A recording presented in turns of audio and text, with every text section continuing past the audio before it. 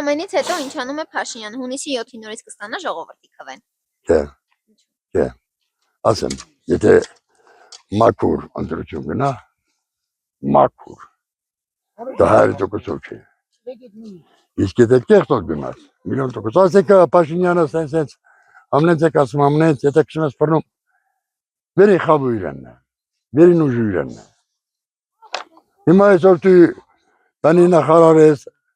սոցիալ ես, ասում վաշատողներից մեկնի։ Մերկուրիկը արդարադատության նախարարա, ասում մեկ։ Ես գյուղատնտեսության նախարար եմ, ասում մեկ։ Ես մեկեսիված ուժերի նախարարա, ասում մեկ։ Հիմա եկած տակին հայ մնաց։ Մեզ նապաստակներ պետք չեն։ Մի օր լավ առույցի կյանքով ապրես, չեմ կա 100 տարի շակալի կարգով։ Իմացար, ինքը այդ շակալներից է։ Հեսա 7-ից հետո արդեն ինքը կարող սկսել չի։